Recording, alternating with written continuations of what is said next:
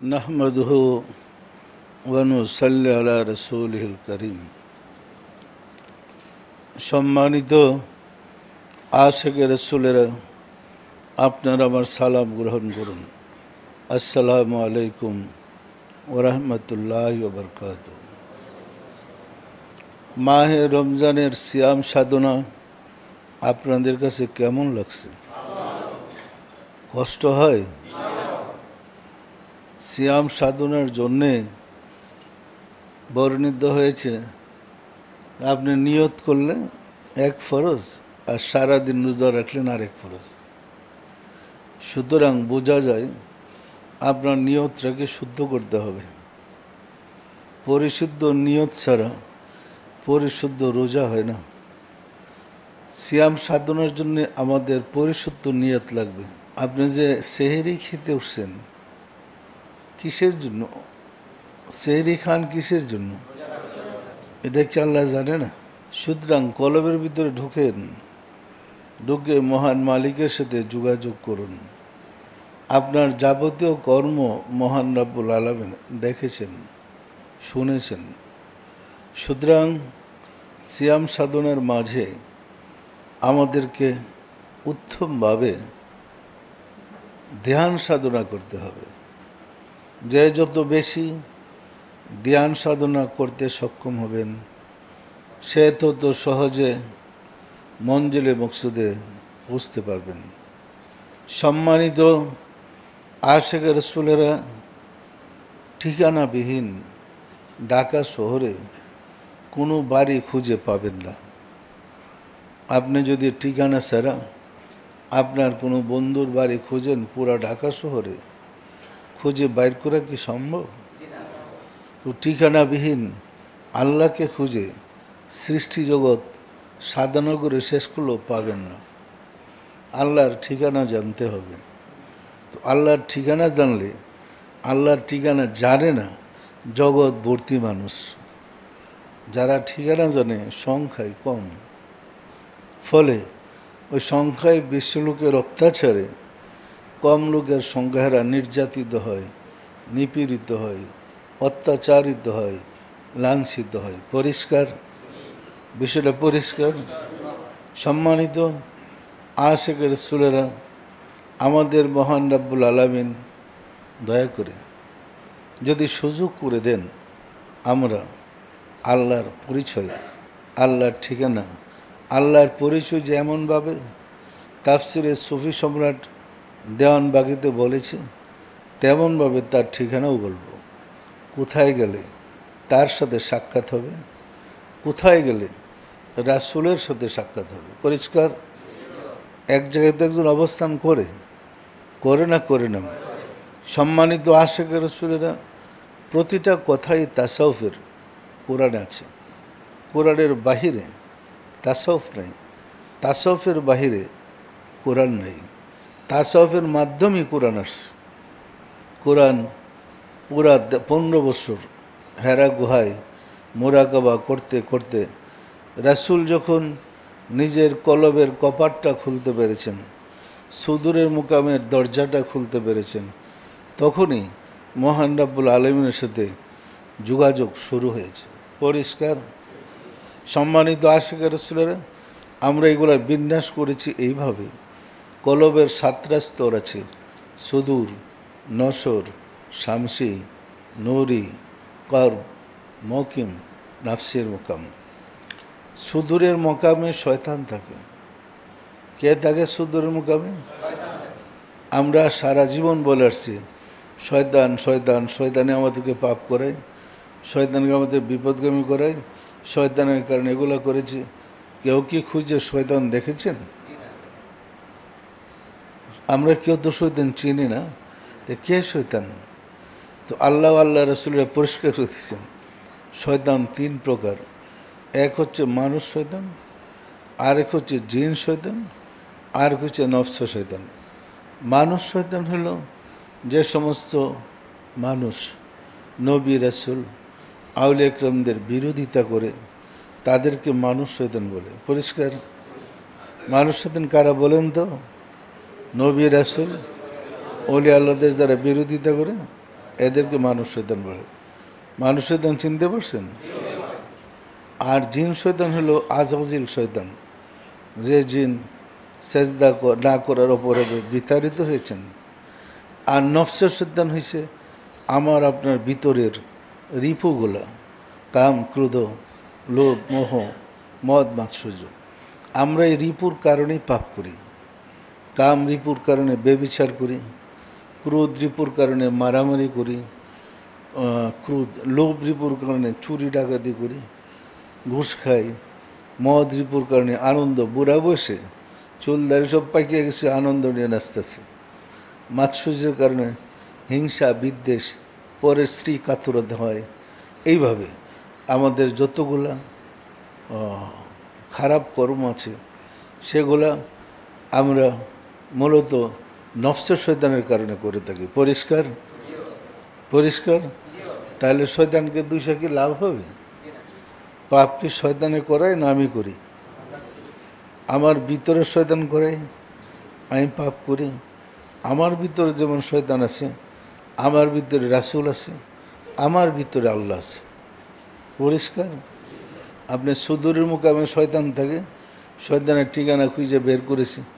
আগে তো পড়ছি শুধু আউযু বিল্লাহি মিনাশ শাইতানির রাজিম, মারদুদ শয়তান থেকে আল্লাহর আশ্রয় কামনা করতেছে। মনে প্রশ্ন জাগতো, যেটা কোন মারদুদ শয়তান?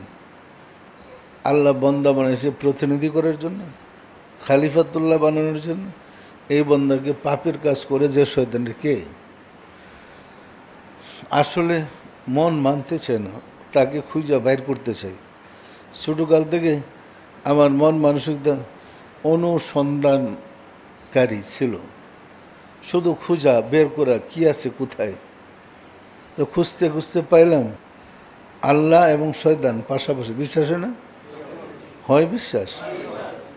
আল্লাহ কলবের সপ্তম স্তরে থাকেন, আর শয়তান থাকে কলবের প্রথম স্তরে, সুদূরের মুকামে। এর প্রমাণ আপনাদের কাছে আছে, আপনারা খেয়াল করেন না? মোরাকাবা করতে গেলে দেখবেন সুদূরের মুকামে খেয়াল করেন, মনটাকে এদিক সেদিক নিয়ে যায়, লক্ষ্যস্থলে পৌঁছতে দেয় না। হয় না? হয় না? আবার নামাজে দাঁড়ান, চোখ বন্ধ করেন, কলব খেয়াল করেন, আল্লাহকে সেজদা করতে যান। আল্লাহর কাছে গিয়ে তো আল্লাহকে সেজদা করবেন। আমরা বলে থাকি খেয়াল কালবে, কালব আল্লাহর দিক, আল্লাহকে হাজের নাজের ওয়াহিদ যেন সেজদা করেন। আমরা কিন্তু মাটিকে সেজদা করতে বলছি না, কলবের মাধ্যমে আল্লাহ আছে তাকে সেজদা করেন। পরিষ্কার? আমাদের ঘোষণাটাই খেয়াল কালবে, কালব আল্লাহর দিক, আল্লাহকে হাজের নাজের ওয়াহিদ যেন সেজদা করেন। পরিষ্কার? যখনই আপনি আল্লাহর দিকে খেয়ালটা নেবেন চোখ বন্ধ করে, আল্লাহর দিকে আপনার খেয়ালটা যেন যেতে সাহায্য করে, তার জন্যে আমরা বলি চোখ বন্ধ করে কলবে খেয়াল করে নামাজ পড়েন। এক শ্রেণীর হুজুর বলে চোখ বন্ধ করে নামাজ পড়া মাত্র। আরেক ধাপ আগে বলে যদি চোখ বন্ধ করে নামাজ পড়েন বেহেশতে অন্ধ হুর পাইবেন। বলে কিন্তু সমাজে বলে, বিশ্বাস না একটা মসজিদ থেকে চোখ বুঝে নামাজ পড়ে দেখেন, এরা টানাটানি লেগে জমি আপনার নামাজও নেই। পরিষ্কার না? পরিষ্কার না? আর মূল রহস্য হয়েছে কলবের দুইটা কপাট আছে, দুইটা দরজা। একটা হচ্ছে নফসের দিকে খোলা, নফসের দিকের দরজাটা খোলা থাকবে তখন আমাদের দুনিয়ার চিন্তা কল্পনা, দুনিয়ার কাম কর্ম সবগুলো আমাদের চোখে ভাসে, করতে পারি। যেমন আমরা চোখ দিয়ে দেখি, ওটা খোলা থাকলে দেখি, চোখ বন্ধ হলে তো আর দেখি না। কান দিয়ে শুনি, ঘুমায় গেলে তো আর কান দিয়ে শুনি না। মুখ দেওয়া কথা বলি, ঘুমাইলে তো আর মুখ দেওয়া কথা আসে না। বন্ধ করা যায় না? যায় না? বাহ্যিক পঞ্চেন্দ্র বন্ধ করেই আপনার কলবের প্রথম স্তর সুদের মুখোমুখি অতিক্রম করতে আপনি যাত্রা করলেন। তারপরও দেখবেন অস্থির বানালে দিচ্ছে আপনার শয়তান। শয়তান পাইছিলেন না? এখন দেখেন সুদের মুখোমুখি শয়তান আপনাকে আল্লাহর কাছে বসতে দিবে না, সে সবসময় আপনাকে ডিস্টার্ব করবে। তখন একটাই পথ সেটা হলো মোর্শেদের কদম ধরে আজিজি করেন। মোর্শেদ যদি দয়া করে সুদরের মোকামের কপাটটা খুলে দেয়, আপনি আস্তে ভিতরে চলে যাবেন নশ্বরের মোকামে। নশ্বরের মোকামে গেলে তখন আপনি রহস্য জগতের দ্বার আপনার কাছে উন্মোচিত। বুঝতে কি কষ্ট হয় আপনাদের? রহস্য জগতের ধার আপনার কাছে উন্মোচিত হবে। সাধনা করেন, ওইখানে 7 আসমান আছে, অতিক্রম করেন যথাক্রমে 7টা আসমান। একটা আসমানের চেয়ে আরেকটা আসমানের দূরত্ব 500 বছরের রাস্তা। হাদিস শরীফ আসছে। সেই আসমান বাহিরের আসমান নয়, আপনার ভিতরে কলবের আসমান। সুদরের মোকাম থেকে নশ্বরের মোকাম 500 বছরের রাস্তা। এতটুকু গেলেই সায়েরকারী সাধক ক্লান্ত হয়ে পড়ে, তখন তাকে একটু রেস্ট দিতে হয়। নশ্বরের মোকাম থেকে সুদূর নশ্বর শামসি মোকামে আরও 500 বছর রাস্তা, আরেকটা আসমান। সায়ের করে অতিক্রম করার পরে সাধক ক্লান্ত হয়ে পড়ে। আমার কথা বুঝতে অসুবিধা হয়? নশ্বর শামসির মোকাম থেকে নশ্বর অতিক্রম করে যখন আপনি সায়ের করবেন, সায়ের মানে পরিভ্রমণ, যাত্রা করবেন, ঊর্ধ্বলোকে চলবেন, তখন আপনাকে উড়ে উড়ে যেতে হবে। ওইখানে হাঁটার কোনো ব্যবস্থা নাই। পাখি যেমন আকাশ ওড়ে, আপনাকে পাখির মতো উড়া শিখতে হবে, উড়ে উড়ে যেতে হবে। যখন নশ্বরের মোকাম থেকে শামসির মোকামে যাবেন, ওইটা আলোময় জগৎ। অন্ধকার রাত্রে যেমন সকালের আলো প্রকাশ পেলে, সূর্য উদয় হলে অন্ধকার দূর হয়ে যায়, ওই জগৎটা অন্ধকার মুক্ত আলোর জগৎ। ওইটাও 500 বছরের রাস্তা, আরেকটা আসমান। উঠতে থাকেন, আপনি আরও এগোতে থাকেন। উঠতে উঠতে যখন আপনি এর ঊর্ধ্বলোকে গেলেন, তখন নুরির জগৎ। পরিষ্কার? বুঝতে কি কষ্ট হয়? এইগুলা কিন্তু নিচের ক্লাসেরই, ঊর্ধ্বলোকের না। আমাদের সমাজে নাই বিদায় আমাদের কাছে এগুলা কঠিন হয়ে গেছে। নুরির জগতে পৌঁছলে আপনি নূরময় জগৎ, একটা ছিল আলোর জগৎ, এটা সূর্যের আলোর মতো। নূরের জগৎ স্নিগ্ধ আলোর মতো, নূরের জগৎ। নূরের জগতে গেলে দেখবেন রাহমাতুল লিল আলামিন বসা, আপনার জন্য অপেক্ষা করছে, আসো। কুল কায়নাতের রহমত রাহমাতুল লিল আলামিন, মানে হায়াতুন নবী, সকল মানুষের নূরের জগতে অবস্থান করে। পরিষ্কার? সব মানুষের মাঝে রাসূল আছে, সব মানুষের সুদূরের মোকামে শয়তান আছে, সব মানুষের ভিতরে আল্লাহ আছে। পরিষ্কার? আমি কি গুছিয়ে বলতে পারছি? সম্মানিত আশিক রাসূলেরা, নূরের যুগেতে যাওয়ার পরে আরও উঠতে যান, ঊর্ধ্বলোকে যাওয়ার পরে নূরি কারবের মুকম আল্লাহর নৈকট্য লাভের স্টেশনে গিয়ে পৌঁছলেন। এটাও 500 বছর রাস্তা। এটা নূর আর নূর। আরেক ধাপ উপরে যান, মাকিম। মাকিমের অবস্থানে আপনি ইয়ে করেন, ওইখানে 500 বছরের রাস্তা। সেটা আলো আর আলো। এতক্ষণ আলো পাইছেন তো, অপেক্ষা করেন নাফসির মোকামে যাওয়ার। নাফসির মোকামে সায়ের করতে করতে গিয়ে পৌঁছেন, গিয়ে পাবেন আপনার মহান মালিক রাব্বুল আলামিন আপনার জন্য অপেক্ষা করছে। তখন আর আপনি কোনোদিন জীবনে আল্লাহকে নিরাকার বলতে পারবেন না। তখন ওই পবিত্র কদম মুবারকে সেজদা করেন। হাদিস শরীফে বর্ণিত হয়েছে, কলবুল মুমিনিন আরশুল্লাহ, মুমিন ব্যক্তির হৃদয় আল্লাহর আরশ। এর ব্যাখ্যা, মুমিন ব্যক্তির কালবের 7ম স্তরে আল্লাহ অবস্থান করে।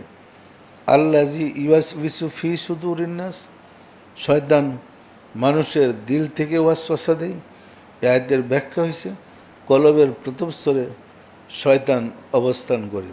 হাদিস শরীফ আসছে, আর শায়তান ও জাসিমুন আলা কালবি বানি আদম ফাইজা জাকার আল্লাহ খানাসা ওয়া ইজা গাফালা ওয়াসওয়াসা। আদম সন্তানের দিলে শয়তান বাস করে।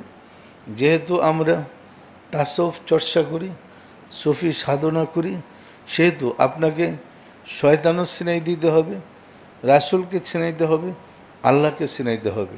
শয়তানকে দূর করার কৌশল হলো, আপনি যদি কলবে জিকির নিয়মিত করেন, কলবে শয়তান থাকতে পারবে না, কলব থেকে সে তীরের মতো বেগে যাবে।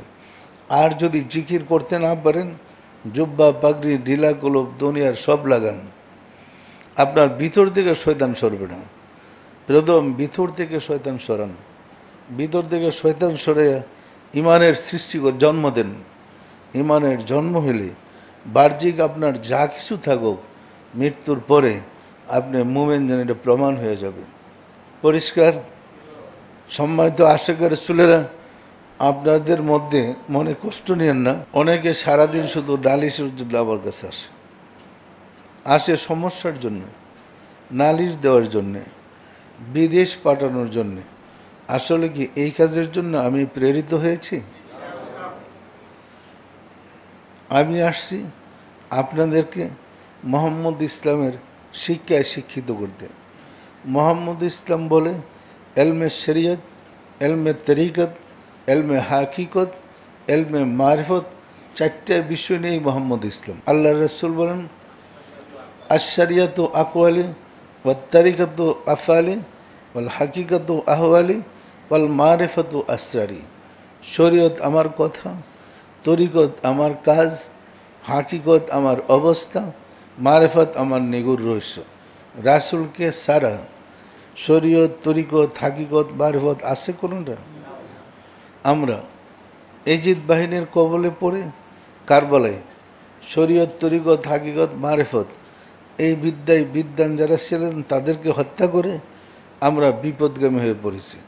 ফলে আমরা ইসলামের শরীয়তটাকে পালন করছি বিশ্বজুড়ে।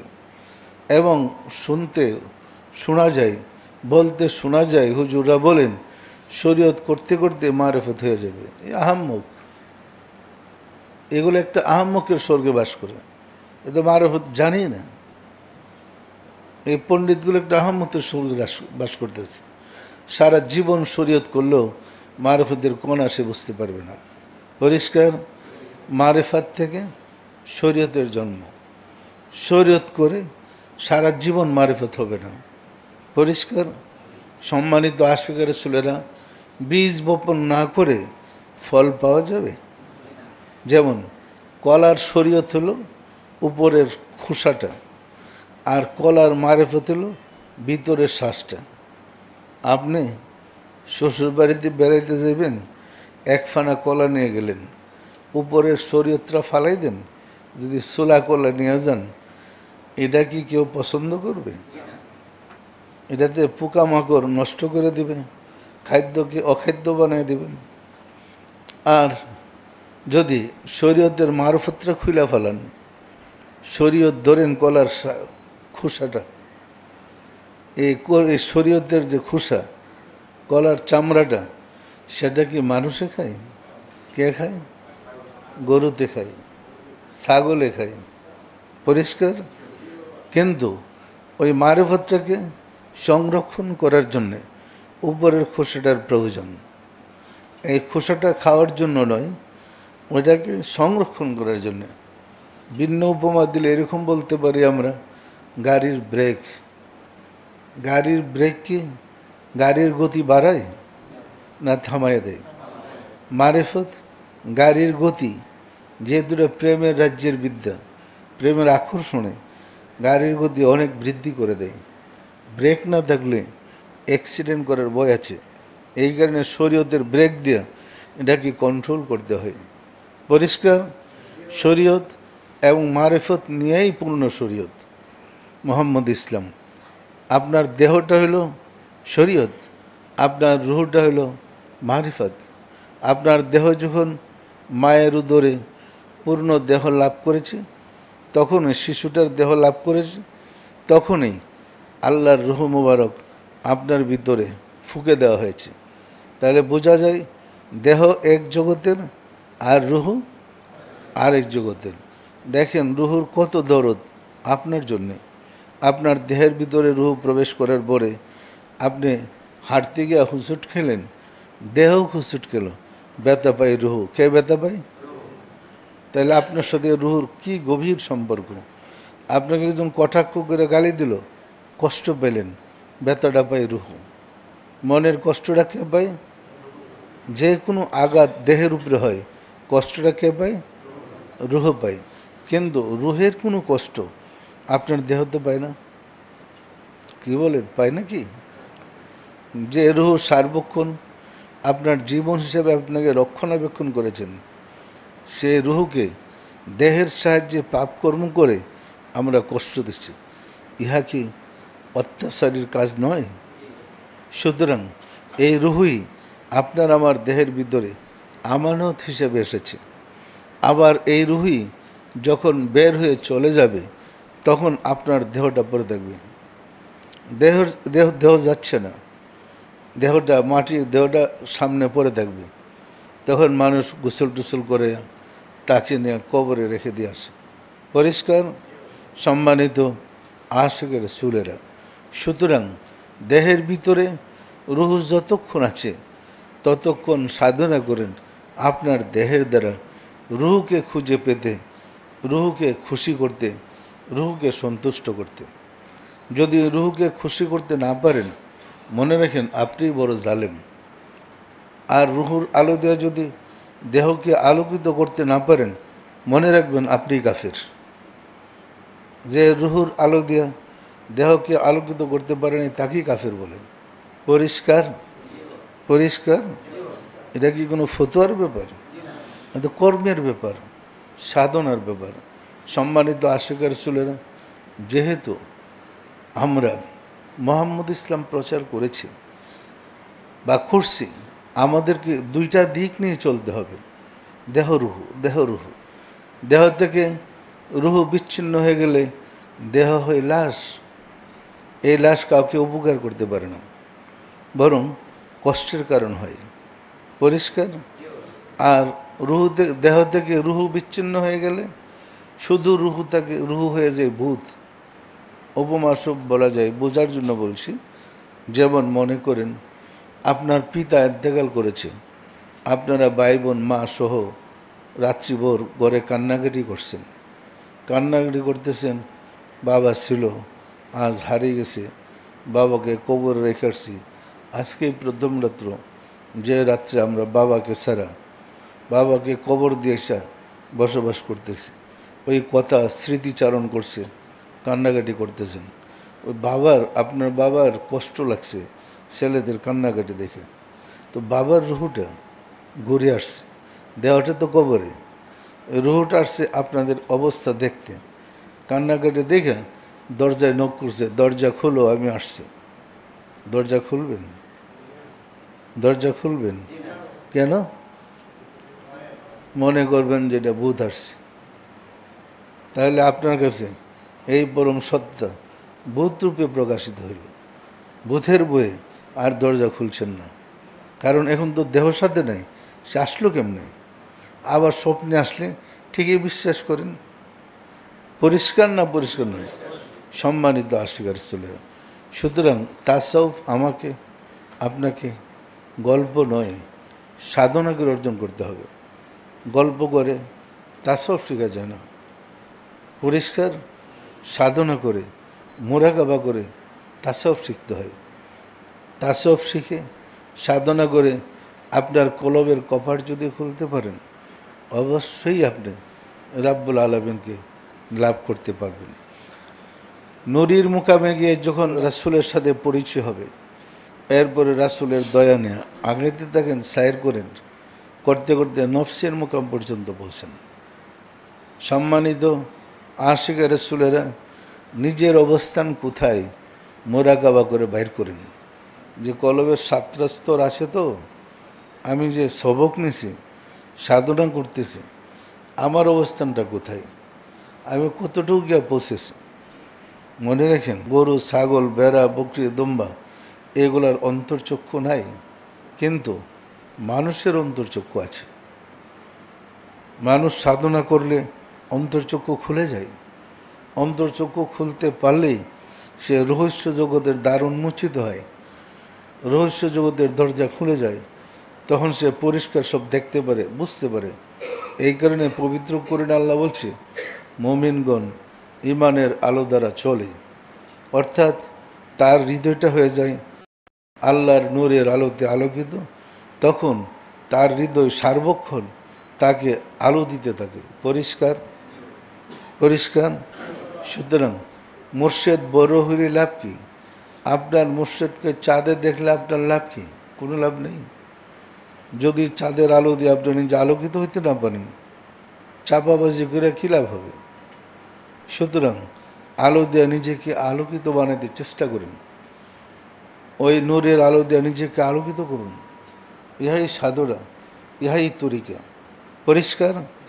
সম্মানিত আশিকের রাসূলেরা, আমার হাতি আমার মুর্শিদের দরবারের উত্থান, আমার জীবক দশাই মুর্শিদের দরবারের পতন আমি নিজে দেখেছি।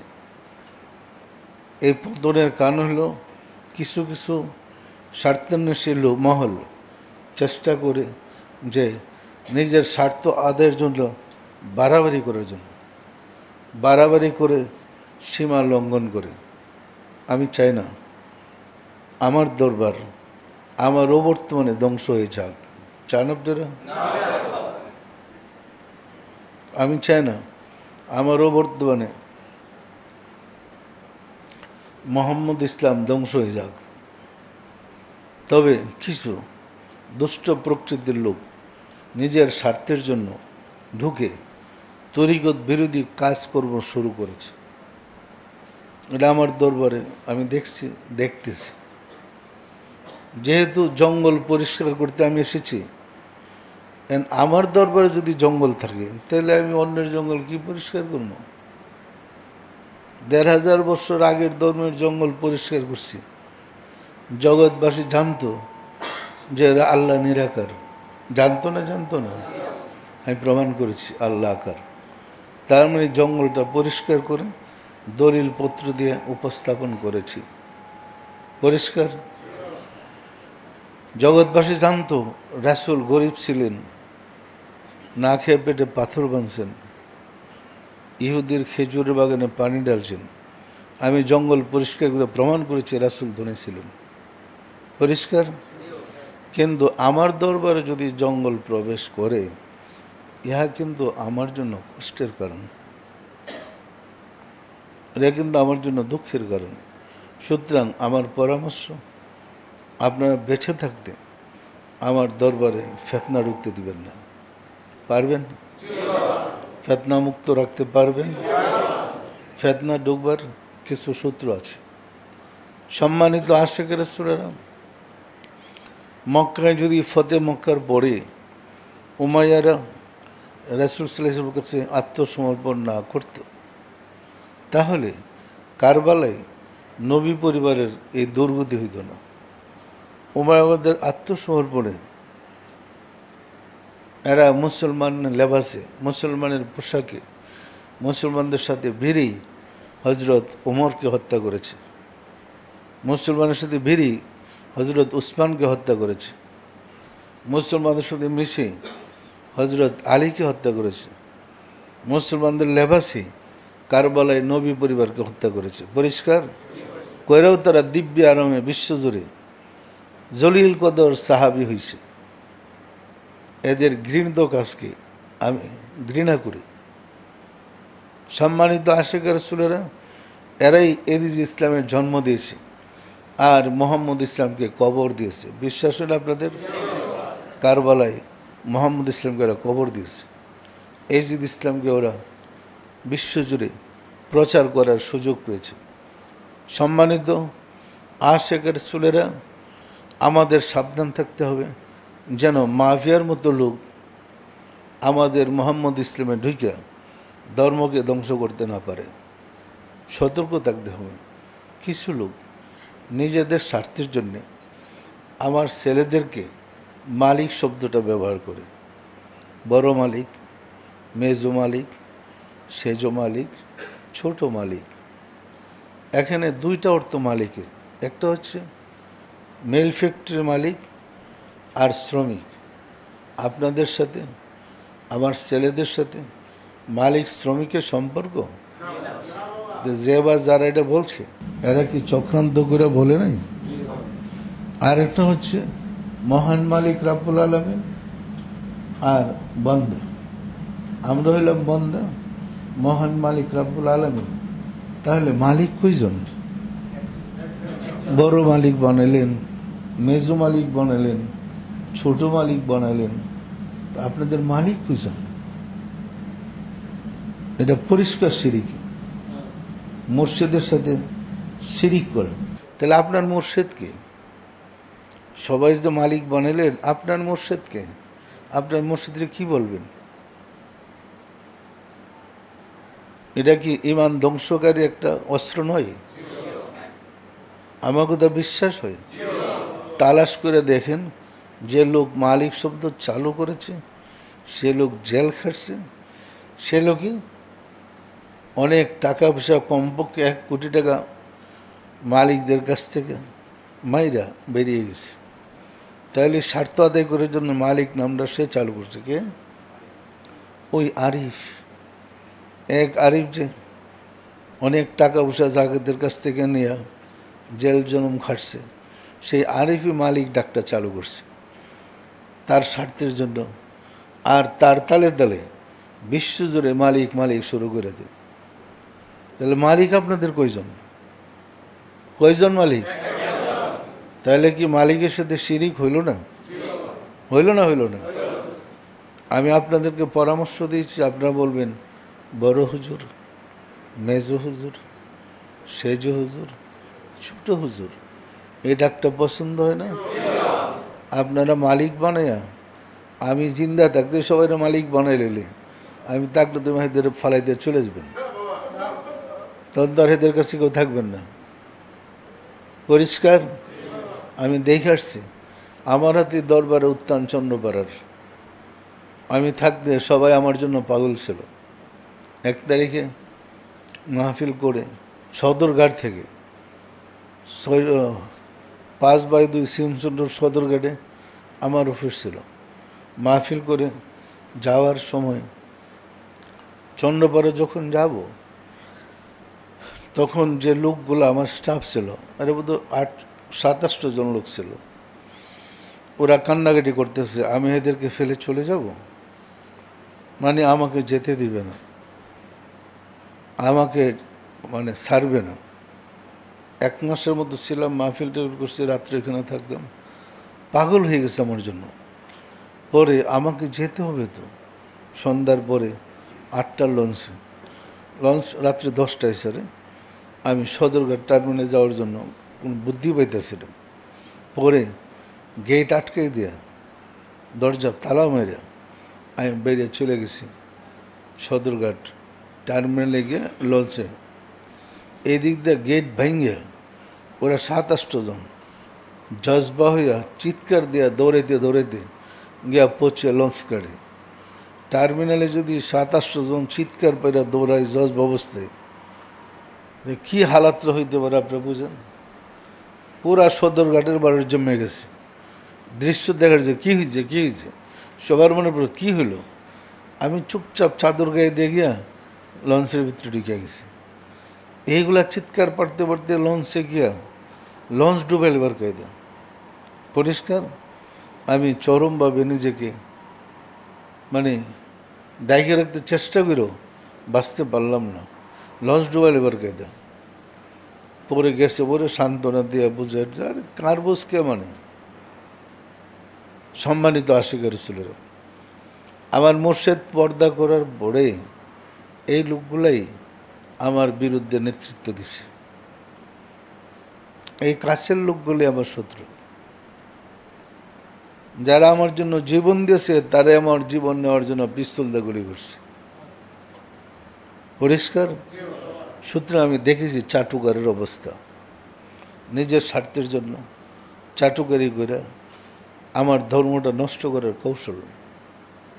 এই ব্যাপারে আমার পরামর্শ, আপনার সতর্ক থাকবেন, মোহাম্মদ ইসলাম যেন কলঙ্কিত না হয়, কারবালায় দশায় এত তাড়াতাড়ি যেন না হয়। পরিষ্কার? আমার কথা বুঝতে কি সমস্যা হয়েছে? আসছে কদম মুসির ব্যাপার। কদম মুসির সুন্নত এ হাদিস আছে, এবং কদম মুসির সপক্ষে কোরআনে আয়াতও আছে। যেমন বলা হয়েছে, মানে অনেক কথা, আমি আর ওইদিকে যাব না, আমি শুধু কদম মুসি বলে যাই। কদম অর্থ পা, বুসা মানে ছোঁয়া, পায়ে চুমা দেওয়া, এটা ফার্সি শব্দ। কদম বুসি ফার্সি শব্দ। তো পায়ে চুমা দেওয়া, পায়ে দেওয়া চুমা দেওয়া সুন্নত। আমাদের দেশে হুজুররা বলে কদম উসি করা সুন্নত, কিন্তু মাথা নত করলে শিরক, মাথা নত করা যাবে না। এখন মাথা নত না করে আপনি যদি কদম উসি করতে যান, পায়ে চুমা দিতে যান, তাহলে তার পাউডার টাইনা উঠাইয়া চুমা দেন, বেড়ার মাথাটা ফাইটে যাক। এটা কি সুন্নত হইল? সম্মানিত আশিকের রাসূলেরা, এই পরিস্থিতিতে যেন মানুষের সত্য থেকে ফিরে না যায়, তার স্বার্থে আমি বলছি, আপনারা কদম মুসি নয়, সালাম করেন। সালাম করার অর্থ হলো পায়ে হাত দিয়া ওইখান থেকে হাতের না চুমো খান, মাথা নতের দরকার নাই। যদি ওটা সুন্নত, এই সুন্নতের পালন করতে চাচ্ছে না, এই কারণে যে এই সুন্নত দেখা যারা জানে মাথা নত করা শিরিক, এই লোকগুলা মোহাম্মদ ইসলাম থেকে দূরে সরে যাবে। আপনি দাওয়াত করে আনলেন, আর আরেকজন সুন্নত পালন করতেছে দেখলেন, তখন যেন সেজদা দেয় তরিকারে মনে। আপনারা কি এটা চান? মোহাম্মদ ইসলামের প্রসার থেমে যাক, এটা চান? সুতরাং আপনারা সালাম করেন, আমাকে সুযোগ দেন, আমি রাসূলের ধর্মটা, মোহাম্মদ ইসলামটা জাতির কাছে উপস্থাপন করে যাই। আমার পক্ষে সম্ভব নয় যে পরিপূর্ণ ধর্ম ঠিক করে যাওয়া। আমার তো বয়স হয়ে গেছে না, আমি চাচ্ছি অন্তত তাফসিরটার সংশোধন করে দিয়ে ব্যাখ্যা বাইর করে তাসফের প্রমাণ করে যায়, দেহ রুহ একত্রিত করে গেলাম, মোহাম্মদ ইসলাম পূর্ণ হইল। দেহ রুহ একসাথে একটা মানুষ, জিন্দা মানুষ, পরিষ্কার। তাহলে মোহাম্মদ ইসলামের মারিফত আর শরীয়ত একত্র করে দিলে এটা পরিপূর্ণ ধর্ম হয়ে গেল, পরিষ্কার। সুতরাং আমাকেও সুযোগ দেন, আপনারও সুযোগ নেন, তবে বেশি বাড়াবাড়ি করবেন না, অধিক বাড়াবাড়ি করে ফিতনা সৃষ্টি করবেন না। জাকেরদের মধ্যে কেউ আমার মেজ হুজুরের দল, কেউ বড় হুজুরের দল, কেউ দুলাভাইয়ের দল, আমি দল চাই না, আমি ঘৃণা করি এই দলকে। যে বা যারা কারো দল করেন, এদের স্থান আমার দরবারে নাই, পরিষ্কার। অযথা দলাদলি করে ইমান হারা হবেন না। আমার এখানে আসছেন ইমানকে সংগ্রহ করার জন্যে। যদি কর্মের দ্বারা ইমান সংগ্রহ করতে না পারেন, এটা আপনারা দায়ী, আমি দায়ী নয়। আমি তো আপনাকে ইমানের বীজ বপন করে দিয়েছি, আপনি সেটা হারান কেন? দল করতে গিয়ে ছেলেদের মধ্যে গ্রুপ বানাইবেন, গ্রুপ বানায় জামাইদের মধ্যে গ্রুপ বানাবেন, ধর্মের লাল বাত্তিটা জ্বালাইবেন, পরিষ্কার। মেজ হুজুরের কর্ম হইলে বড় হুজুরে পাত্তা দিব না, বড় হুজুরের কর্ম মেজ হুজুরে পাত্তা দেব না, একই হয়? আপনাদের কাছে সবাই শ্রদ্ধার পাত্র, আপনাদের কাছে সবাই তো শ্রদ্ধার পাত্র। আপনি কার দল করবেন, কারে ছাড়বেন? এই দলাদলি করতে গিয়ে ওই পরিষ্কার কারবালার ঘটনা আমার এখানে ঘটবে। আমি কি কথাটা পরিষ্কার করতে পারছি? সম্মানিত আশিকের রাসূলেরা, সবসময় সতর্ক থাকেন। আপনাদেরকে আমি পরামর্শ দিলাম, যারা দলাদলি সৃষ্টি করতে চায় এগুলো ধৈর্য নেন, আমি বের করে দেবো। এগুলোর স্থান আমার দরবারে নাই, কারণ আমি আমি সব হারাইছি, আবার হারাইতে চাই না, পরিষ্কার। আমি আর হারাইতে চাই না। অনেক কষ্টে মোহাম্মদ ইসলামকে তুলে ধরতে চেষ্টা করেছি, আমাকে পাঠানো হয়েছে যে জগতে মোহাম্মদ ইসলাম নাই, তুমি পূর্ণ রূপটা দিয়ে আসো। আমি আসছি আসলে দেহ রুহ একত্র করে পরিপূর্ণ মোহাম্মদ ইসলামের উপস্থাপন করার জন্য। আমি আপনাদের কারো নই, আমি আল্লাহর মনোনীত, আল্লাহ থেকে প্রেরিত। সুতরাং বিধানের বাহিরে চলবেন, আপনাদের কি হবে আমি জানি না। সতর্ক থাকেন। আপনারা আমাকে রেখে নূরে ইমানদার, নূরে ইমান হৃদয়ে ধারণ করুন, মোমেন হন। দেখেন, আমার দুই ভাই, আমরা 6 ভাইয়ের মধ্যে 2 ভাই ইন্তেকাল করেছে। সম্মানিত আশিক রাসূলেরা, আমার আপন বড় ভাই, আমরা 6 ভাইয়ের মধ্যে আমি সবার ছোট ছিলাম। উনি 8 বছর আগে আমার চন্দ্রপাড়ার তরিকা নিছি। 8 বছর পরে আমি তরিকা নিছি। তরিকা নেওয়ার পরে চন্দ্রপুরী পর্দা করার পর আমার বড় ভাই উনি বাসায় গেলে আমাকে ধরছে জড়াই, যে আমাকে সবক দিতে হবে। আমি বললাম, আপনি না আমার সিনিয়র, আপনি তো 8 বছর আগে তরিকা নিয়েছেন, আপনি তো আমার সিনিয়র, আমি আপনাকে সবক দেবো কোন অধিকারে? কান্দা শুরু করছে, বলতেছে, আপনি কি চান আমি বেঈমান হয়ে কবরে যাই? নিশ্চয় না, আমি তো চাই না। হাওমাও করে কিন্তু জড়ে ধরছি, তাহলে আপনি আমার ইমানটা রক্ষা করেন। মসজিদ পর্দা করলে মুরিদের ইমান রাখা কঠিন, কারণ পরবর্তী মসজিদের চিনতে না পারলে সে ইমান হারা হয়ে যায়। যখন ধরলেন আমাকে, বাধ্য হয়ে আমি তাকে সবক দিলাম। সবক বাড়াইয়া দিতে দিতে সর্বশীল পর্যন্ত সবক দিল। উনি এন্তেকাল করছেন। এন্তেকালের আগে উনি যখন সবক দিলাম, এরপরে কি আশ্চর্য, ভাইদের মধ্যে উনি সবার বড়, 6 ভাইয়ের, আমি সবার ছোট। আমি সামনে গেলে দয়াল বাবা চিল্লান শুরু করে দিই। দয়াল বাবা ডাকে, চিল্লাই, আর কদম জড়ে ধরতেছে, আমার কদমে চুমা দিবে। শেষ জীবনে যখন জগৎ থেকে বিদায় হবেন, ওনার এই হালাতটা অনেক বেশি প্রসার লাভ করছে। সবার সামনে, ওনার বিবির সামনে, আমার মার সামনে আমাকে যখন বাবা ডাকে, তখন আমি তো শরম করি। কেউ লজ্জা শরম করবে না? কি বলতেছে? তা আমি লজ্জা একটু আড়ালে দেখলে পাগল হয়ে যেত আমার দেখবার লেগে। শেষ পর্যন্ত এইভাবে উনি বিদায় হইলেন। ঘটনা হচ্ছে, আদ মীরা মিহবাদ দুবার জাদা ধৈর্যাহা আওয়ালঞ্জে সালবে ওয়ালেদ পাসরা কালবে রাজদা। ততক্ষণ আপনি বুবেন হবেন না যতক্ষণ না আপনার 2 বার জন্ম হবে। প্রথম জন্ম জন্মদাতা পিতা মায়ের দ্বারা, সেটা হচ্ছে আপনার দেহের জন্ম। দ্বিতীয় জন্ম মুর্শিদের দ্বারা, সেটা হচ্ছে আপনার ইমানের জন্ম। মুর্শিদ হইল মুরিদের ইমানের পিতা। ইমানের জন্ম না হলে সে তো পিতা হবে না, পিতা হইতে পারে? সুতরাং তাদের ইমানের জন্ম হয়েছে বিধায় দুনিয়াতে থাকতেই আমাকে বাবা বলে সম্বোধন করতেন। তাদের দেহ নয়, তাদের ইমানটা বাবা ডাকত। পরিষ্কার? তাহলে আমি তাদের ইমানের পিতা, এই বাবা ডাকত। কিন্তু এমন আমি তাদের ছোটো ভাই।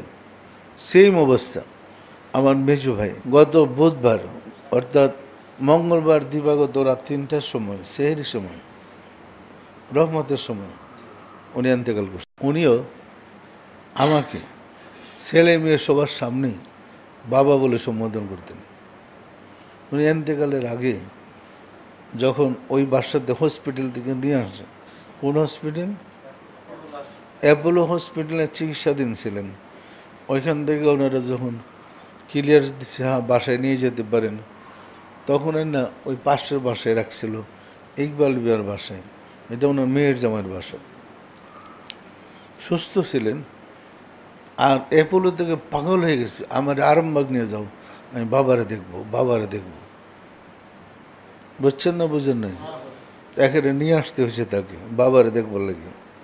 এখানে নিয়ে আসছে, আমি তখনও যাই নাই, শুনছি একটু ভালো, মনে করছি 2-1 দিন পরে যাই, একটু ঠিক হয়ে আসুক। হঠাৎ একদিন রহমান মিয়া আসছে সেটা, যে আব্বাজানে কী করতেছে, বাবাজান আব্বাজানে কী করতেছে। রহমান মিয়া আবার ওনার মেয়ের জামাই, আব্বাজানে কী করতেছে। তো আমি এই অবস্থায় ছুটে গেলাম, খুব দ্রুত গেলাম। তো রাব্বুল আলমিনের অফার দেয় না, একদম আমার হার্ট ফিল করার কথা ছিল, তাড়াতাড়ি জেগেছি, গিয়ে দ্রুত ওইখানে কাছে গিয়ে বসলাম। আমি যে সিনটা দেখলাম, আমার মনে হচ্ছে উনি আর বেঁচে নেই। তার গিয়ে যে অবস্থা, চেহারা দেখলাম, শরীরের গঠন দেখলাম, আমার মনুষ্যের ভিতরে রুহ নেই। তারপরে বসলাম, মুখ হা করে রাখছে। তখন আমি বললাম, প্রেশারটা চেক করো আর ব্লাডটা চেক করো, কী হয়েছে দেখো। চেক করে দেখা গেছে প্রেশার নিচে নেমে গেছে, আর সুগার 3 এসে পড়ছে। নর্মাল হলো 5-6, নিচে নেমে গেছে। তখন আমি তাড়াতাড়ি বললাম যে কাজ করো, ওই গ্লুকোজের পানি দাও। তো সারাদিন ওনাকে 1 চামচ পানি 1 চামচ দুধ খাওয়াতে পারেনি। এরপরে গ্লুকোজের পানি সম্ভবত 3 বা 4 কাপ খাওয়ানো হয়েছে। আমি বলতেছি পানিটা খান, আমার আওয়াজ পাই পানি খাইতেছে, যা বলতেছি বারবার দিতেছে, খাইতেছে। 3-4 কাপ খাওয়ানো হয়েছে। আমার দিকে তাকাইছে, প্রাণ খুলে আমাকে দেখতেছিল, আমিও দেখতেছিলাম, বসতেছিলাম। তার সময় শেষ হয়ে আসছে। আমি ফ্যামিলির সবাইকে বলছি, তোমরা মানসিক প্রস্তুতি নাও। এরপরে ডাক্তার সাহেবের লোকে ফোনে কথা বলতে বললাম, হারুন ডাক্তার সাহেবের কথা বললো যে প্রেশার তো নামিয়া যেতেছে, কী করা যায়। তো উনি বললেন, আর দেরি করেন না, ইমিডিয়েট হসপিটালে পাঠিয়ে দেন। আবার ইসলামিক হসপিটালে পাঠাইলাম না। পাঠানোর পরে ওইখানে কিছুদিন ছিল। তো আমরা, ওই ছেলেরা আমাকে বারবার জিজ্ঞেস করছে, আমাদের যে নির্দেশটা কি, পরিষ্কার, আমরা কি করব। আমি পরামর্শ দিলাম, যতক্ষণ পর্যন্ত চেষ্টা করে যাও, মানে মৃত্যু পর্যন্ত চিকিৎসা করে দিই। তো চিকিৎসা চলতেছিল। তো ডাক্তাররা তো ঘুম পাড়ায় রাখে ইঞ্জেকশন দিয়ে, ওই লাইফ সাপোর্ট দিয়ে আসে, শ্বাসকষ্ট যেন না হয় সেই ব্যবস্থা নিছে। চিকিৎসা চলতেছে। যেদিন উনি মারা যাবেন রাত্রে 3টায়, সেদিন অর্থাৎ মঙ্গলবার রাত্রে 8টার দিকে ওনার 4 ছেলে আমার কাছে আসছে। ওরা 5 ভাই, 1 ভাই মালয়েশিয়া থেকে, আর 4 ছেলে। আইসা আমাকে বলতেছে, বাবাজান, জিজ্ঞেস করলাম তোমার আব্বার অবস্থা কি, বলল একই অবস্থায়, কোনো উন্নতি নেই। তখন বলতেছিল, আব্বাকে কি আরও রাখবো। আমি বললাম যে মৃত্যুর পরে আর, আচ্ছা দেখো কতদিন থাকে, যদি এন্তেকাল করে তাহলে অপেক্ষা করা ঠিক হবে না। পরামর্শ দিয়ে দিছে। যাওয়ার পরেই ভোর রাত্রে 3টার সময় এন্তেকাল করলেন। আমার কাছে সংবাদ আসছে। আমরা ওইখান থেকে নিয়ে আসছি এখানে। ওইখানে গোসল করাবে না, কারণ জমাইত্যা মাদ্রাসা তো, আত্মীয় স্বজন ওইখানে করাবে না। কত লাগতে পারে না, গোসল টোসল করেছে, কফিন নিয়ে আসছে এখানে। আমরা দেখলাম, চেহারা মোবারক দেখলে মনে হয় আসলে উনি পূর্ণ ইমানদার, ইমানের পূর্ণতা লাভ করেই জগৎ থেকে বিদায় হয়েছে। পরিষ্কার পরিষ্কার। তাহলে ইমানের জন্ম না হওয়া পর্যন্ত আপনি ইমানদার হবেন না। ইমানের জন্ম হওয়ার জন্য প্রেম শর্ত, প্রেম বিহনে ইমানের জন্ম হবে না। আমরা এবাদত করি, এবাদতে প্রেম নেই, প্রেম বিহনে এবাদত নিষ্ফল, এ মূল্যহীন। সুতরাং যাবতীয় আবাদত প্রেমের মাধ্যমে করেন। তবে মনে রাখেন, মোর্শেদের সাহায্য ব্যতীত আপনার কলবের 7ম স্তরে আল্লাহ থাকলেও কোনোদিন শয়তানের হাত থেকে বাচ্চা যেতে পারবেন না। কারণ শয়তান আপনার কলব দখল করে রাখছে। কোনো অধিকারই নাই রাসূলের কাছে যাওয়ার, আল্লাহর কাছে যাওয়ার। যেতে হলে মুর্শিদের গোলামের মাধ্যমে যেতে হবে। মুর্শিদকে ভালোবেসে প্রেম শিখে রাসূলকে পেতে হবে। আপনি যদি মুর্শিদের প্রেমে উদ্বুদ্ধ হন, আপনার মাঝে রাসূলের প্রেম জাগবে।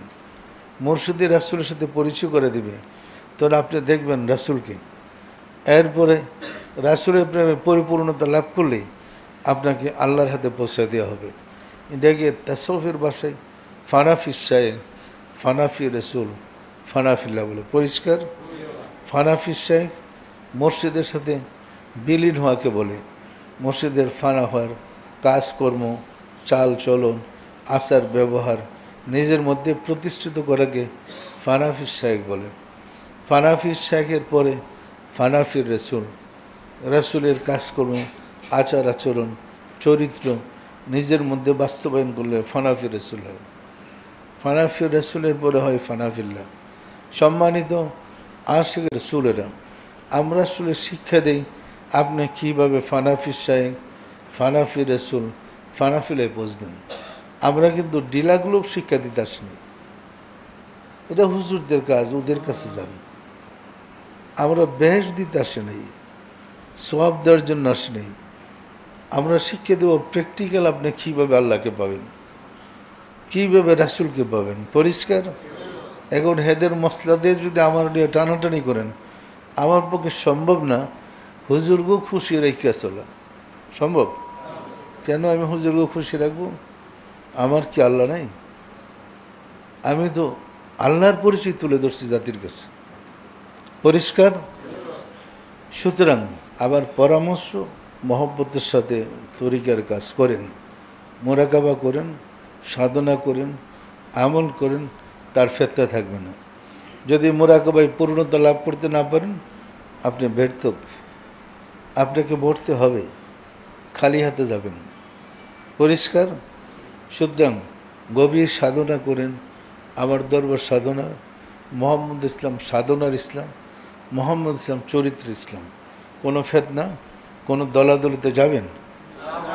কেউ কি বড় দুলাভাইয়ের দল, কেউ মেজো হুজুরের দল, কেউ বড় হুজুরের দল, কেউ ছোট হুজুরের দল, সবাই এক দল। আপনারা যদি ভিন্ন করে দেন, দল বানায় ষড়যন্ত্র করে স্বার্থের জন্য, তাহলে আপনারা আমার ধর্মের ধ্বংসকারী হইলেন। যেমন ধ্বংস করেছে রাসূলের ধর্মকে কারবালায় এজিদ বাহিনী ঢুকে, মাহবিয়া চক্রান্ত করে ঢুকেই মাহবিয়া, হজরত মাহবিয়া রাদিয়াল্লাহু তাআলা আনহু ঢুকে এমন আকাম করছে যে আবু বকর কাঁধে চইরা আস্তে আস্তে ইসলামরা বিকৃতি করে ফেলেছে। পরিষ্কার? ষড়যন্ত্র করে ওমরকে হত্যা করেছে, ষড়যন্ত্র করে উসমানকে হত্যা করে আলীর গাড়ে উসমান হত্যার অভিযোগ চাপাই দিছে। করছে শয়তানে, এবং নিজে না করে করাইছে আবু বকরের ছেলেরে দিয়ে। হজরত আবু বকরের ছেলে মোহাম্মদ, সে আরও দুইজন কর্মী নিয়ে ওসমান কোরআন শরীফ পড়তেছে, তাকে গিয়ে হত্যা করছে। আবু বকরের ছেলে যদি রাসূলের 2 মেয়ের জামাতা ওসমানকে হত্যা করতে পারে, বুঝতে পারেন কি আসর বর করছে এর ভিতরে? পরিষ্কার না? পরিষ্কার না? এরপরে হজরত আলীকে অভিযোগ দিলেন, এই মাহবিয়া চক্র অভিযোগ দিলেন হজরত আলী গদির জন্য ওসমানকে হত্যা করেছে। এই অভিযোগ রটে আয়েশা সিদ্দিকা, মহিলা মানুষ, এরা বুঝে টুঝে আলীর বিরুদ্ধে যুদ্ধ বাজাই দিছে। যে যুদ্ধে ঐতিহাসিকরা বলেন অসংখ্য লোক মারা গেছে। এর ভিতরে 2 জন বিশিষ্ট সাহাবী, যাদের বেহেশতের শুভ সংবাদ ছিল, দুনিয়াতে থাকতে যাদেরকে বেহেশতের সংবাদ দেওয়া হইল, সেই 2 জন সাহাবাও শহীদ হয়েছিলেন। একজনের নাম তালহা, আরেকজনের নাম জুবায়ের। পরিষ্কার? আপনারা আবার সেই কারবালার ঘটনা আমার ইসলামে ঢুকাইতে চান? এটা তো রাসূলের ইসলাম, মুহাম্মদের ইসলাম। সুতরাং সতর্ক হন, আমার ইসলামের জন্য এই কারবালা আবার না ঘটে। পরিষ্কার? আমি চেষ্টা করব এখানে যারা শহীদ হয়েছিলেন ওই আত্মাগুলোর পোস্টিং দিতে। পরিষ্কার? মহব্বতের সাথে নিজেরা নিজেকে প্রস্তুত করে নিন, সাদর করে মুমিন হন, যেন আপনি মুমিন হইতে পারেন। আপনি মুমিন হলেন, আপনি ইমানদার হলেন, আপনি পাইলেন। প্রতারণা করে লাভ কি?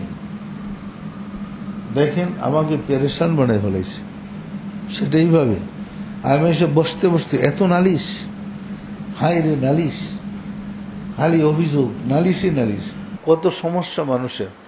আমি তো এইগুলা করলে আমি যে কাজ দিয়ে আসছি আমার কাজ কখন করব?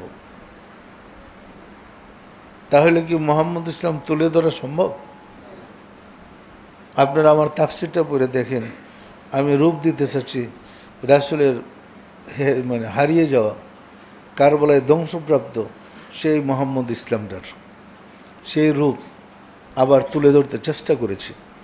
আপনারা কি আমাকে সাহায্য করবেন নাকি বিরোধিতা করবেন? তাহলে সাহায্য করলে দল মত নির্বিশেষে এক ধ্যানে এক পরে সবাই আসেন, সবার কাছে সবাই এক। আপনাদের আপারা বলেন, আপনাদের হুজুররা বলেন, সবাই এক। এর ভিতরে কোনো ভাগ করতে যায়েন না, তাহলে আপনারই ক্ষতিগ্রস্ত হবেন। আমি কি পরিষ্কার বলতে পারছি, বোঝাইতে পারছি? সুতরাং আরিফ বলছে মালিক, এক আরিফ বিপদগান একটা প্রতারক, যে নাকি হুজুরদের লক্ষ লক্ষ টাকা মেরে গেছে, জাকিরদের অনেক জাকিরের টাকা মেরে 1 কোটি টাকা। কত টাকা? 1 কোটি টাকার মতো। তোমার কত? ওনারই 18 লাখ টাকা নিচ্ছে। এইভাবে প্রতারণা করছে, সে বলছে মালিক। এখন আপনারা কি তার অনুসরণ করবেন না আমি যা বলছি তা করবেন? এত প্রতারক, নিজের স্বার্থের জন্য, কোটি টাকা বানানোর জন্য আমার ছেলেরা মালিক বললে অসুবিধা কি? পরিষ্কার? সুতরাং আমি চাচ্ছি ধর্মদার সচ্ছল পরিষ্কার হোক। হ্যাঁ, মোর্শেদের আওলাদ মোর্শেদ তুল্য, মোর্শেদের আওলাদ মোর্শেদ চেয়ে তাদেরকে কম জানতে হবে না, পরিষ্কার মোর্শেদ তুল্য মানতে হবে। কারণ সাপের বাচ্চা সাপই হয়, ছোট সাপের চেয়ে বিষ, বড় সাপের সেম বিষ। পরিষ্কার মনে রাখতে হবে, আমরা যেন কোনো রকম বেয়াদবিতে জড়ায় না পড়ি, মোহাম্মদ ইসলাম যেন অঙ্কুরে শেষ হয়ে না যায়। আমার মসজিদের দরবারে আমি গিয়ে সেরেই তরিকার সৌন্দর্য সারা দেশে ছড়াই ফেলেছিলাম এবং প্রসার লাভ ঘটাইছিলাম। আবার চাটুকারের কারণে আমার চোখের সামনে মসজিদের দরবার ধ্বংস হয়ে গেছে। পরিষ্কার? এর জন্য আমার মুর্শিদ আগে সবাইকে সতর্ক করছে, সাবধান করেছে যে আপনারা মাহবুবের সাথে বিরোধিতা করবেন না, তাহলে আমার দরবার ধ্বংস হয়ে যাবে। কিন্তু চাটুকাররা এটাই করছে। পরিষ্কার? সম্মানিত আশিকে রাসূলেরা, আমরা চাই রাসূলের মোহাম্মদ ইসলাম সমাজে প্রতিষ্ঠিত হোক। তো আপনারা জানেন 99 সালে আমার উপরে যে আক্রমণ হয়েছিল সেটা হয়েছিল 90 সালের অপরাধে। 90 সালে আমি আমার পত্রিকার মধ্যে লিখছিলাম সৌদি রাজবংশের নেপথ্য কাহিনী। লিখতে গিয়ে সৌদি সরকারটা কীভাবে এরা ইসলামকে বিকৃতি করছে, কীভাবে এরা ব্রিটিশের সাথে চুক্তি করে ক্ষমতায় আসছে, তাদের ওই চুক্তির ছবিটা স্বাক্ষরিত কপিটা সহ পত্রিকায় ছাপাই দিয়েছিলাম। তখন বাংলাদেশের সৌদি অ্যাম্বাসি থেকে ফোন করে আমাকে বলা হয়েছিল আমাকে হত্যা করা হবে আর বিল্ডিংটা বোম মেরে উড়াই দেবে। অপরাধ ওই যে গোপন কথা বলছি। পরিষ্কার? এরপরে আবার এরা যে মিলাদ বাতিল করছে সে মিলাদ আমি আবার প্রতিষ্ঠিত করেছি। সুতরাং আমার পরিবারে কেউ ওদের কাছে যাক, সুযোগ পেলে তোরা এটার সুযোগ নিতে চাইবে না চাইবে না। সুতরাং এইভাবে আমাদের উপরে আক্রমণ আসে, বিপদ আসে, কিন্তু তারপরেও আমরা কি থেমে যাব? আমরা কি ধর্ম বন্ধ করব? সম্মানিত আশিকে রাসূলেরা, আমি বিশ্বাস করি আপনারা রাসূলের ধর্মটা তুলে ধরবেন। মোহাম্মদ ইসলাম রাসূল ইসলাম, যেখানে শরীয়ত ও মারেফাত একত্রিত। আর বাজারের ইসলামে শুধু শরীয়ত মরা লাশ কান্দে নিয়ে ঘুরতেছে আর ফতোয়া ঝাড়তেছে। এই শরীয়তে শুধু লাশটা। আমি দেহ এবং রুহ, শরীয়ত ও মারিফত একত্রিত করতে চেয়েছি। একসাথ করে দিতে পারলেই ইসলামের পরিপূর্ণ শান্তি আপনি ব্যক্তি জীবনে উপলব্ধি করতে সক্ষম। পরিষ্কার? সম্মানিত আশিক রাসূলেরা, মাহে রমজানের সিয়াম সাধনার মাধ্যমে চেষ্টা করুন ট্রেনিং নেওয়ার জন্যে, সাধনা করার জন্য চেষ্টা করুন। মাহে সিয়াম সাধনাও আপনার জীবাত্মাকে দুর্বল করে দেয়। সারাদিন রোজা থাকলে আপনার যে নফস কুপ্রবৃত্তিগুলো আস্তে আস্তে দুর্বল হয়ে যাবে। সিয়াম সাধনার মাধ্যমে নফসের কুবৃত্তিকে দূর করুন এবং আত্মশুদ্ধির ব্যবস্থায় এগিয়ে যান। আপনার ভিতরই আল্লাহকে খুঁজে পেতে হবে। সারা জগৎ আমি সাধনা জীবনে তন্ন তন্ন করে খুঁজে দেখেছি। সাত আসমান বলেন, সাত জমিন বলেন, কোনো জায়গার সারি নেই। আল্লাহকে খুঁজতে গিয়ে তন্ন তন্ন করে সৃষ্টি জগৎ খুঁজে দেখেছি, কোথাও খুঁজে পাইলাম না। সর্বশেষ খুঁজে পাইলাম আমার ভিতরই আল্লাহ। পরিষ্কার? সুতরাং আল্লাহর ঠিকানা আমরা তাফসিরে লিখেছি, পরে দেখেন আল্লাহর ঠিকানা হলো মানব দেহ। যেমন আমরা মনে করি মসজিদ আল্লাহর ঘর, বলেন না? ধুমসে বলতো দেখেন তো মসজিদ আল্লাহ আছে নাকি? নাই আল্লাহ, এটার নাম হলো আল্লাহর ঘর। এই কী কারবার সারবার? মসজিদ খামখুটি দিয়ে কেডা বানাইছে? তো মানুষের আবাদত খানা এটা। আর মানব দেহটা কে বানাইছে? মানব দেহ আল্লাহ বানাইয়া তার ভিতরে তিনি প্রবেশ করেছে। আল্লাহর ঘর কোনটা বলেন তো? আল্লাহর ঘর কোনটা বলেন তো? নাকি মসজিদ? সুতরাং আপনার দেহই আল্লাহর ঘর। আপনি আল্লাহকে যত্ন করুন, আল্লাহকে ভালোবাসতে শিখুন, আল্লাহকে ভালোবাসার প্রেম মুর্শিদের কাছ থেকে শিক্ষা নেন, আল্লাহর সাথে প্রেম করেন, তখন আপনি খুঁজে ভিতরেই পাবেন আল্লাহকে। পরিষ্কার? মুর্শিদের সাথে প্রেম বিহনে সুদূর থেকে শয়তান তাড়াইতে পারবেন না। মুর্শিদের সাহায্য ব্যতীত সুদূর অতিক্রম করার কারো ক্ষমতা নেই। আমি কি পরিষ্কার করে বলতে পারছি? আসলে আমি গোলামি করেছিলাম তাসাউফ সাধনের জন্যে, গোলামি করেছিলাম মুর্শিদের আল্লাহকে পাওয়ার জন্যে। সাধনা করে আমি আল্লাহকে পেয়েছি, আমি রাসূলকে পেয়েছি। আমি আমার আল্লাহকে এমন চিনি, সন্তান যেমন তার পিতাকে চেনে, রাসূলকে এমন চিনি, সন্তান যেমন তার পিতাকে চেনে। পরিষ্কার? আল্লাহর ঠিকানা আমি জানি, শয়তানের পরিচয় আমি জানি, জানি না শুনেই আবাদত করেছি। আমি আপনাদেরকে পরামর্শ দিয়েছি সঠিকভাবে আপনার জন্য আবাদত করতে পারেন, আবাদতের জন্য আপনাদের গোলমাল না হয়। কীভাবে মানুষ শয়তান আপনাদেরকে বিব্রত করার সম্ভাবনা আমি সেটাও আপনাদেরকে জানালাম। আপনারা সাবধান হন, মহব্বতের সাথে তরিকার আমল করুন। আমি আশা করি চেষ্টা করবেন সবাই আশিক রাসূল হওয়ার জন্য। পরিষ্কার? আমাকে আশিক রাসূল বলার পরে যখন নিচ থেকে আমি ঘোষণা করেছিলাম আজ থেকে আপনারা সবাই আশিক রাসূল, রাত্রে আমাকে তলব করা হলো মালিকের দফতরে। আমাকে বলা হলো আপনি এক সাবা সবাই আশিক রাসূল বললেন, এখানে মুনাফিক আছে, আপনার শত্রু আছে, সবাইরে বললেন? জি বলছি। কি বললেন এটা? আপনি রুদ্ধ করেন। মালিকের পক্ষ থেকে নির্দেশ, আশিক রাসূল বলছেন উদ্ধ করেন। আমি বললাম মাফ চাই, আমার পক্ষে সম্ভব না। আমি বলছি আমি এটা ব্যাক করবো না, এতে আমার জীবন গেলেও না। আল্লাহ আমার বিপদে পড়ছে, পড়ছে না পড়ে নাই? এরপরে আমি যুক্তি দিলাম যে যুগে নামের আগে মোহাম্মদ শব্দ ব্যবহার করলে পাসপোর্টে রাসূলের দেশে যেতে দেওয়া হয় না, সেই যুগে আমি রাসূলের আশিক মানুষকে কী দিয়ে বানাবো? কেমনে? আশিক রাসূল না বললে? সব মানুষের মাঝে তো রাসূলের প্রেম আছে, কিন্তু সুশিক্ষার কারণে মানুষ রাসূলকে খুঁজে পাচ্ছে না। এটা বলা কি আমার অপরাধ?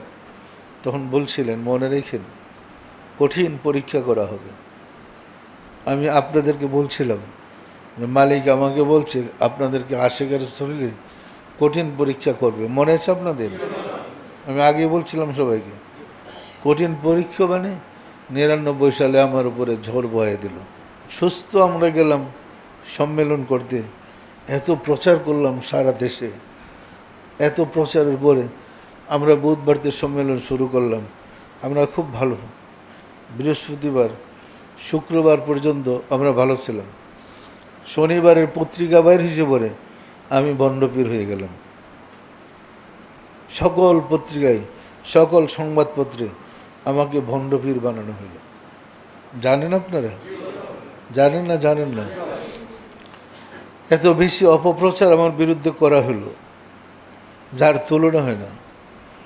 তখন সবার জন্য একটা কঠিন ইমানি পরীক্ষা ছিল। এই পরীক্ষাটা কে লাগাইছে কোন তো? রাব্বুল আলামিন। এই যে বলছে পরীক্ষা নেব, নেন, আমার আপত্তি নেই, কিন্তু আমি আশিকে রাসূল ব্যাক করবো না।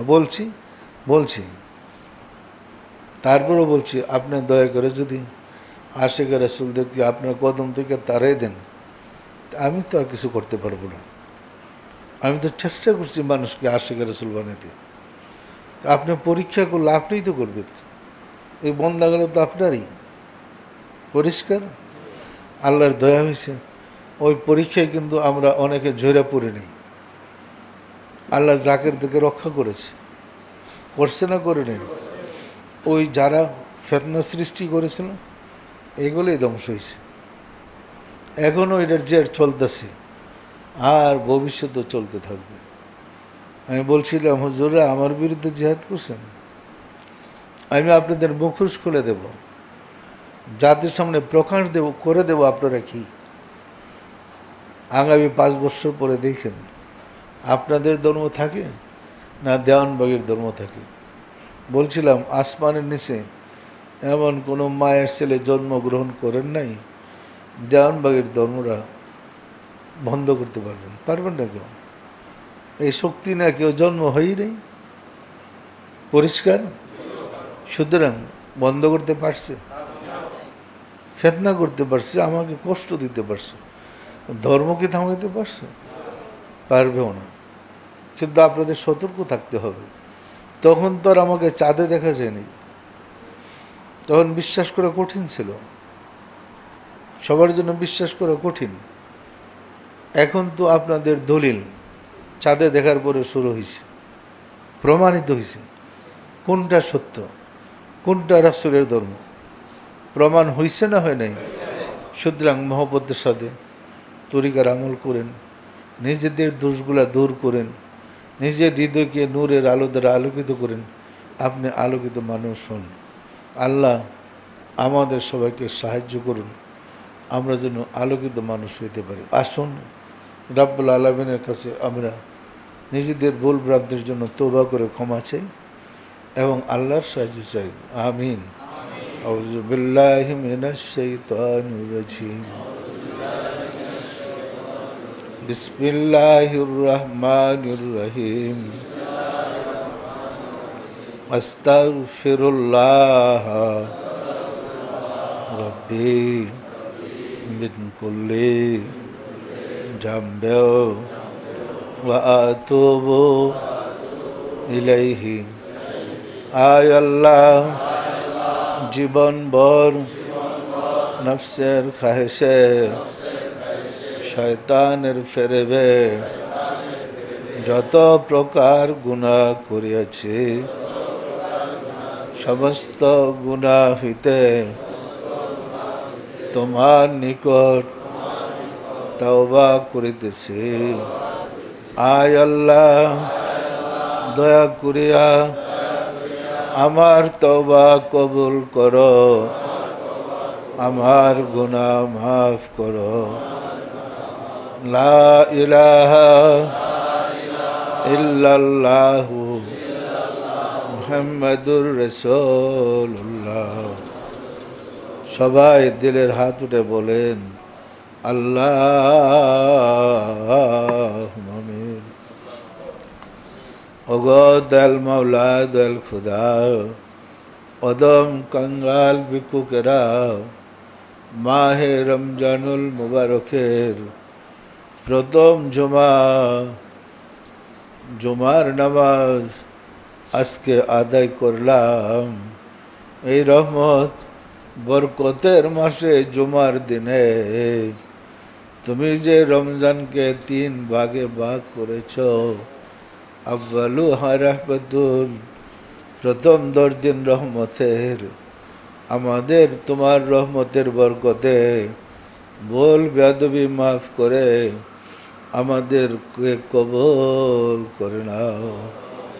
মাওলা গো, আমাদের ভুল বেয়াদবিকে ক্ষমা করে দাও এবং আমাদের ইবাদতগুলো কবুল করে নাও আর ফজিলত পৌঁছে দাও তাজদারে মদিনা সরকার দু আলম হজরত মোহাম্মদ মুস্তাফা আহমদ মুস্তাফা সাল্লাল্লাহু আলাইহি ওয়াসাল্লাম জুড়ে সব নজর পৌঁছাও রসুল পাক সাল্লাল্লাহু আলাইহি ওয়াসাল্লামের সম্মানিত পিতা মাতা, দাদা দাদি, নানা নানি, আল আউলাদ, আলা সাব আজওয়াজ মুতাহিরিন, আহলে বাইতিন, খুলাফায়ে রাশিদিন দের আবা বকর, সব নজর পৌঁছাও খাতুনে জান্নাত মা ফাতেমা রাদিয়াল্লাহু তাআলা আনহা, সাইয়েদিনা হযরত ইমাম হাসান, সাইয়েদিনা হযরত ইমাম হুসাইন রাদিয়াল্লাহু তাআলা আনহুমা, যারা দিন ইসলামের জন্য কারবালার প্রান্তরে শাহাদাত বরণ করে গেল রে মাওলা, দয়া করে তাদের আরওয়াহ পাকের হুজুরে সব নজর পৌঁছাও। বাবা আদম আলাইহিস সালাতু ওয়াস সালাম হইতে রাসূল সাল্লাল্লাহু আলাইহি ওয়াসাল্লাম পর্যন্ত যত আম্বিয়া কিরাম দারুল বাকায় তশরিফ নিয়েছেন, তাদের আরওয়াহ পাকের হুজুরে সব নজর পৌঁছাও। সব নজর পৌঁছালে মাওলা, আমার সহধর্মণি খাতুনে জান্নাত কুতুবুল আখতাব সৈয়দা হামিদা বেগম রহমাতুল্লাহ আলাইহার হুজুরে, আমার মুর্শিদ পিরানে পীর দস্তগীর সুলতানুল মাশায়েখ সুলতানিয়া মুজাদ্দাদিয়া তরিকার ইমাম শাহ চন্দ্রপুরী রহমাতুল্লাহ আলাইহি হুজুরে, সব নজর পৌঁছাল মাওলা, তার সহধর্মণি হযরত দয়াল মা রহমাতুল্লাহ আলাইহি হুজুরে, সব নজর পৌঁছাল মাওলা, হযরত খাজা বাহাউদ্দিন নকশবন্দ রহমতুল্লাহ, মুজাদ্দিদ আল ফিসানি রহমতুল্লাহ, খাজা মাইনুদ্দিন চিশতি রহমতুল্লাহ, বড় পীর হযরত আব্দুল কাদের জিলানী রহমতুল্লাহ, তাদের তরিকার সিলসিলায় যত পীর ওলি গাউস কুতুব तमाम পৃথিবীর মোমেন মোমেনাত যে যেখানে ইন্তেকাল করিয়াছে রে মাওলা, দয়া করে তাদের আরওয়াহ পাকের হুজুরে সব নজর পৌঁছাও। আমরা ভিক্ষুকেরা যারা তোমার শাহী দরবারে হাত উঠাইলাম, আমাদের আপন আপন গর্ভধারিণী মা জননী, জন্মদাতা পিতা, মহাপদ্র স্ত্রী, শ্রদ্ধেয় শ্বশুর শাশুড়ি, দাদা দাদি, নানা নানি, খালু খালা, ছেলে মেয়ে খেশ আগ্রাবা যে যেখানে ইন্তেকাল করিয়াছে রে মাওলা, দয়া করে তাদের আরওয়াহ পাকের হুজুরে সব নজর পৌঁছাও। আর যারা জগতের বুকে বেঁচে আছে তার প্রতি রহমত নাজিল করো মাওলা গো, দয়া করে আমাদের ভুল সংশোধন করে দাও, দয়া করে আমাদেরকে মাফ করে দাও, দয়া করে আমাদের হৃদয়কে পরিষ্কার করে দাও, আমাদের ভিতর থেকে দয়া করে শয়তানকে মুসলমান করে দাও, আমরা যেন মুসলমানের মতো আশিকে রসুলের মতো জিন্দগি করতে পারি, পালন করতে পারি, দয়া করে কবুল করে নাও মাওলা গো।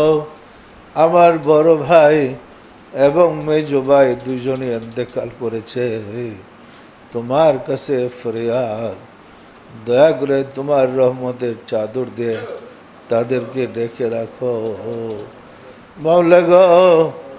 জীবদ্দশায় তারা প্রত্যেকেই নিজের জীবন বাজি লাগিয়ে আমাকে ভালোবেসেছিলেন, আমার সন্তুষ্টির জন্য সব কিছু উৎসর্গ করেছিলেন। তুমি দয়া করে তোমার রহমতের চাদর দিয়ে তাদেরকে ডেকে রাখো। মাওলা গো, আমাদের সবার উপর তোমার রহমত নাযিল করো। মাওলা গো, আমরা সুন্দর ইসলাম চাই, শান্তির ইসলাম চাই, দয়া করে কবুল করে নাও। সারা বিশ্বে দয়া করে মোহাম্মদ ইসলাম প্রচার করে দাও, সুযোগ করে দাও। জাতি জগৎ যেন তোমার মোহাম্মদ ইসলামকে লাভ করতে পারে, উপকৃত হইতে পারে, সুযোগ দাও।